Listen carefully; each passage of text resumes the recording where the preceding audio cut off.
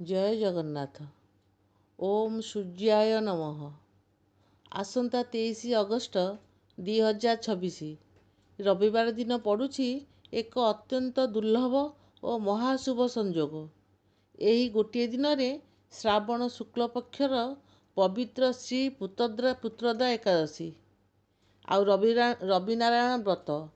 ରବିବାର ସହ ଶୁକ୍ଳପକ୍ଷ ଏକାଦଶୀ ମିଶିବା ଯୋଗୁଁ ରବିନାରାୟଣ ବ୍ରତ ମଧ୍ୟ ପଡ଼ୁଛି ଏବଂ ମହାପ୍ରଭୁ ଶ୍ରୀ ଜଗନ୍ନାଥଙ୍କର ପ୍ରସିଦ୍ଧ ଝୁଲଣ ଯାତ୍ରା ମଧ୍ୟ ଆରମ୍ଭ ହେବାକୁ ଯାଉଛି। ଶାସ୍ତ୍ର ଅନୁସାରେ ଏହି ମହାପବିତ୍ର ତିଥିରେ ସୂର୍ଯ୍ୟଦେବ, ଭଗବାନ ବିଷ୍ଣୁ ଏବଂ ଶ୍ରୀକୃଷ୍ଣ ରାଧାରାଣୀଙ୍କର ବିଶେଷ କୃପା ମିଳିଥାଏ।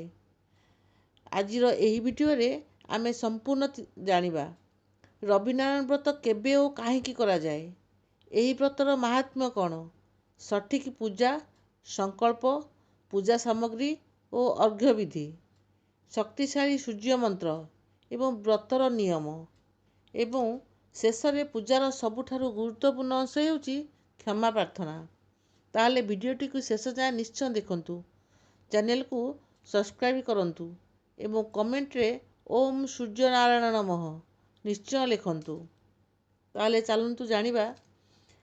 ପ୍ରଥମେ ଜାଣିବା ରବିନାରାୟଣ ବ୍ରତ କେବେ ପାଳନ କରାଯାଏ। ଶାସ୍ତ୍ରୀୟ ନିୟମ ଅନୁସାରେ ଯେଉଁ ମାସର ରବିବାର ଦିନ ଶୁକ୍ଳପକ୍ଷ ଏକାଦଶୀ ତିଥି ପଡ଼ିଥାଏ, ସେହିଦିନ ହିଁ ରବିନାରାୟଣ ବ୍ରତ ପାଳନ ଏବଂ ସଂକଳ୍ପ କରାଯାଏ। ଓଡ଼ିଆ ପରମ୍ପରା ଅନୁସାରେ ସାଧାରଣତଃ ଭାଦ୍ରବ ମାସ, କାର୍ତ୍ତିକ ମାସ କିମ୍ବା ମାଘ ମାସ ଶୁକ୍ଳପକ୍ଷ ଏକାଦଶୀ ରବିବାରରୁ ଏହି ବ୍ରତ ଆରମ୍ଭ କରାଯାଏ। ଏହି ଦିନ ସୂର୍ଯ୍ୟଦେବ, ରବି ଏବଂ ଭଗବାନ ବିଷ୍ଣୁ ଅର୍ଥାତ୍ ନାରାୟଣ ଦୁହିଁଙ୍କର ମିଳିତ କୃପା ପ୍ରାପ୍ତ ହୋଇଥାଏ। ନିଜ ସଂକଳ୍ପ ଅନୁସାରେ ଭକ୍ତମାନେ 12, 14 କିମ୍ବା 21 କିମ୍ବା 52ଟି ମଧ୍ୟ ରବିବାର ବ୍ରତ ପାଳନ କରନ୍ତି। ଆସନ୍ତୁ ଜାଣିବା ଏହି ବ୍ରତର ମାହାତ୍ମ୍ୟ କ'ଣ। ନିରୋଗ ଶରୀର, ଚର୍ମରୋଗ, ଆଖି ସମସ୍ୟା ଏବଂ ସମସ୍ତ ଶାରୀରିକ ଦୁର୍ବଳତା ଦୂର କରେ ଏହି ରବିନାରାୟଣ ବ୍ରତ। ଏଥର ପୁତ୍ରଦା ଏକାଦଶୀ ପଡ଼ୁଥିବାରୁ ସନ୍ତାନ ପ୍ରାପ୍ତି ଓ ସନ୍ତାନର ମଙ୍ଗଳ ପାଇଁ ଏହା ଅତି ଶ୍ରେଷ୍ଠ ବ୍ରତ। ମାନ ସମ୍ମାନ ଏବଂ ସଫଳତା। କୁଣ୍ଡଳୀରେ ଯଦି ସୂର୍ଯ୍ୟଗ୍ରହ ବଳବାନ ହୋଇଥାନ୍ତି, ତେବେ ପଦ ପ୍ରତିଷ୍ଠା ବୃଦ୍ଧି ହୋଇଥାଏ। ବ୍ରତ ଦିନ ସକାଳୁ ସୂର୍ଯ୍ୟୋଦୟ ପୂର୍ବରୁ ଉଠି ସ୍ନାନ କରନ୍ତୁ ଏବଂ ନାଲି କିମ୍ବା ହଳଦିଆ ରଙ୍ଗର ବସ୍ତ୍ର ପିନ୍ଧନ୍ତୁ। ତାପରେ ଗୋଟିଏ ତମ୍ବା ପାତ୍ର ନିଅନ୍ତୁ ଅର୍ଘ୍ୟ ଦେବା ପାଇଁ। ସେହି ତମ୍ବା ପାତ୍ରରେ ପ୍ରଥମେ ଗଙ୍ଗା ଜଳ ଦିଅନ୍ତୁ, ତାପରେ ଶୁଦ୍ଧ ଜଳ ଦିଅନ୍ତୁ, ନାଲି ଫୁଲ ବା ନାଲି ମନ୍ଦାର ଫୁଲ ଦିଅନ୍ତୁ, ନାଲି ଚନ୍ଦନ, ଅକ୍ଷତ, ଗୁଡ଼ ଏବଂ କିଛି ଦୁବ ଏସବୁକୁ ନେଇ ସୂର୍ଯ୍ୟନାରାୟଣଙ୍କୁ ଅର୍ଘ୍ୟ ପ୍ରଦାନ କରନ୍ତୁ। ତାପରେ ଗୋଟିଏ ଘିଅ ଦୀପଟିଏ ଲଗାନ୍ତୁ। ନୈବେଦ୍ୟ ପାଇଁ ଗୁଡ଼, ପୁରୀ, କ୍ଷୀରି ଏବଂ ମଣ୍ଡା ନିଶ୍ଚୟ କରନ୍ତୁ ଏବଂ 8 ପ୍ରକାର ଫଳ ନିଅନ୍ତୁ। ବ୍ରତର ସଂକଳ୍ପ। ସୂର୍ଯ୍ୟୋଦୟ ସମୟରେ ହାତରେ କିଛି ଜଳ, ଅକ୍ଷତ ଏବଂ ଫୁଲ ନେଇ ପୂର୍ବ ଦିଗକୁ ମୁହଁ କରି ବସନ୍ତୁ। ନିଜର ନାମ, ଗୋତ୍ର ଏବଂ ମନସ୍କାମନାକୁ ସ୍ମରଣ କରି ଜଳକୁ ଭୂମିରେ ସମର୍ପଣ କରିଦିଅନ୍ତୁ। ସୂର୍ଯ୍ୟ ଅର୍ଘ୍ୟ ପ୍ରଦାନ ଆସନ୍ତୁ ଜାଣିବା। ତମ୍ବା ପାତ୍ରରେ ଶୁଦ୍ଧ ଜଳ, ନାଲି ଚନ୍ଦନ, ଅରୁଆ ଚାଉଳ, ନାଲି ଫୁଲ ଏବଂ ଅଳ୍ପ ଗୁଡ଼ ମିଶାନ୍ତୁ। ଦୁଇ ହାତରେ ପାତ୍ରଟିକୁ ମୁଣ୍ଡ ଉପରକୁ ଟେକି ସୂର୍ଯ୍ୟଦେବଙ୍କୁ ଅର୍ଘ୍ୟ ଅର୍ପଣ କରନ୍ତୁ। ଧ୍ୟାନ ରଖନ୍ତୁ ଆଜ୍ଞା, ଅର୍ଘ୍ୟର ଜଳ ଯେପରି ଆପଣଙ୍କ ପାଦରେ ନ ପଡ଼େ, ତେଣୁ ତଳେ ଗୋଟିଏ ତସଲା କିମ୍ବା ଗୋଟିଏ ପାତ୍ର ରଖନ୍ତୁ। ଆସନ୍ତୁ ଦେଖିବା ଗୃହରେ କେମିତି ପୂଜା କରିବେ। ଘରର ପୂଜା ଘରେ ସୂର୍ଯ୍ୟନାରାୟଣ ଓ ଭଗବାନ ବିଷ୍ଣୁଙ୍କର ଫଟୋ କିମ୍ବା ମୂର୍ତ୍ତି ଯଦି ଅଛି, ଗୋଟିଏ ଆସନ ଦେଇ ତାଙ୍କୁ ବସାନ୍ତୁ ଏବଂ ସାମ୍ନାରେ ଗୋଟିଏ ଘିଅ ଦୀପ ଲଗାନ୍ତୁ।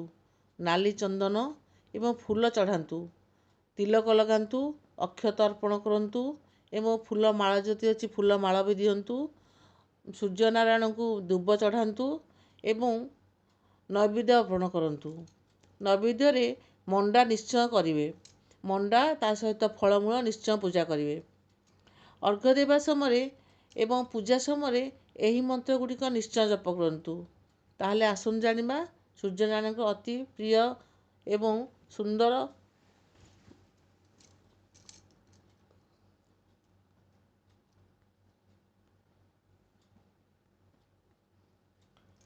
ଆସନ୍ତୁ ଜାଣିବା ସୂର୍ଯ୍ୟନାରାୟଣଙ୍କର ଅତି ସୁନ୍ଦର ମନ୍ତ୍ରଟିଏ, ସୂର୍ଯ୍ୟ ଅର୍ଘ୍ୟ ମନ୍ତ୍ର। ଓମ୍ ଏହି ସୂର୍ଯ୍ୟ ସଂଶ୍ରାସୋ ତେଜୋରାସ ଜଗତ୍ପତେ ଅନୁକମ୍ପୟା ମା ଭକ୍ତ୍ୟା ଗୃହଣାଘ୍ୟଂ ଦିବାକରମ୍। ଆଉ ଗୋଟିଏ ମନ୍ତ୍ର ସୂର୍ଯ୍ୟଙ୍କର ବୀଜ ମନ୍ତ୍ର ଆସନ୍ତୁ ଜାଣିବା। ଓମ୍ ହ୍ରାಂ ହ୍ରିಂ ହ୍ରୌಂ ସଃ ସୂର୍ଯ୍ୟାୟ ନମଃ। ଆଉ ଥରେ କହି ରଖୁଛି। ଓମ୍ ହ୍ରାಂ ହ୍ରିಂ ହ୍ରୌಂ ସଃ ସୂର୍ଯ୍ୟାୟ ନମଃ। ଏହି ମନ୍ତ୍ରଟି 108 ଥର ନିଶ୍ଚୟ ଜପ କରନ୍ତୁ।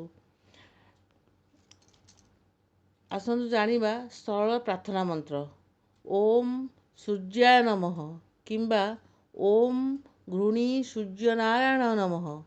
ଏହି ମନ୍ତ୍ରଟି ନିଶ୍ଚୟ ଜପ କରନ୍ତୁ ଏବଂ ଆଦିତ୍ୟ ହୃଦୟ ସ୍ତୋତ୍ରକୁ କିମ୍ବା ବିଷ୍ଣୁ ସହସ୍ର ନାମକୁ ପାଠ କରନ୍ତୁ। ଆସନ୍ତୁ ଜାଣିବା ଏହି ବ୍ରତରେ କେଉଁ ଜିନିଷ ବର୍ଜନ କରିବେ। ପ୍ରଥମେ ହେଲା ଲୁଣ। ରବିନାରାୟଣ ବ୍ରତରେ ଲୁଣ କେବେ ବି ଖାଆନ୍ତୁ ନାହିଁ। ଆହାରର ନିୟମ: ଦିନସାରା ଉପବାସ ରହି ସନ୍ଧ୍ୟା ପୂର୍ବରୁ ଅର୍ଥାତ୍ ସୂର୍ଯ୍ୟାସ୍ତ ପୂର୍ବରୁ ଗୋଟିଏ ଥର ମିଠା ଭୋଜନ ଗ୍ରହଣ କରନ୍ତୁ, ଯେପରିକି ସେଥିରେ କୌଣସି ପ୍ରକାର ଲୁଣ ଯେମିତି ପଡ଼ିନଥିବ। ସୂର୍ଯ୍ୟାସ୍ତ ପରେ କୌଣସି ଅନ୍ନ ଗ୍ରହଣ କରନ୍ତୁ ନାହିଁ। ପୂଜା ଶେଷରେ 2 ହାତ ଯୋଡ଼ି ଆଖି ବୁଜି ସୂର୍ଯ୍ୟଦେବ ଏବଂ ଭଗବାନ ନାରାୟଣଙ୍କୁ କ୍ଷମା ପ୍ରାର୍ଥନା କରନ୍ତୁ। ତାହେଲେ ଆସନ୍ତୁ ଜାଣିବା କ'ଣ କ୍ଷମା ପ୍ରାର୍ଥନାରେ କ'ଣ କହିବେ। ପ୍ରଥମେ ହାତ ଯୋଡ଼ି ଠିଆ ହୁଅନ୍ତୁ ଏବଂ କିଛି ଫୁଲ ହାତରେ ନିଅନ୍ତୁ ଏବଂ କୁହନ୍ତୁ, ହେ ପ୍ରଭୁ ସୂର୍ଯ୍ୟନାରାୟଣ, ମୋର ଅଜ୍ଞାତରେ କିମ୍ବା ଜାଣିଶୁଣି ପୂଜାବିଧିରେ ଯଦି କିଛି ତ୍ରୁଟି ରହିଯାଇଥାଏ ତେବେ ମୋତେ ନିଜର ସନ୍ତାନ ଭାବି କ୍ଷମା କରିଦିଅନ୍ତୁ। ମୋର ମନସ୍କାମନାକୁ ପୂରଣ କରନ୍ତୁ ଏବଂ ମୋ ପରିବାରକୁ ଆରୋଗ୍ୟ, ସୁଖ ଏବଂ ଶାନ୍ତି ପ୍ରଦାନ କରନ୍ତୁ। ଆଶା କରୁଛି ଆଜ୍ଞା ଏହି ଭିଡ଼ିଓଟି ଆପଣମାନଙ୍କ ପାଇଁ ନିଶ୍ଚୟ ସହାୟକ ହେବ। ଭିଡ଼ିଓଟିକୁ ଲାଇକ୍ କରନ୍ତୁ, ନିଜର ସମ୍ପର୍କୀୟ ଏବଂ ସାଙ୍ଗସାଥୀଙ୍କ ସହିତ ନିଶ୍ଚୟ ସେୟାର କରନ୍ତୁ ଏବଂ ଏପରି ଆହୁରି ଅଧିକ ଧାର୍ମିକ ଭିଡ଼ିଓ ଦେଖିବା ପାଇଁ ଆମ ଚ୍ୟାନେଲକୁ ଏବେ ହିଁ ସବସ୍କ୍ରାଇବ୍ କରନ୍ତୁ ଏବଂ ବେଲ୍ ଆଇକନକୁ ନିଶ୍ଚୟ ପ୍ରେସ୍ କରନ୍ତୁ। ଜୟ ସୂର୍ଯ୍ୟନାରାୟଣ, ଜୟ ଶ୍ରୀ ଜଗନ୍ନାଥ।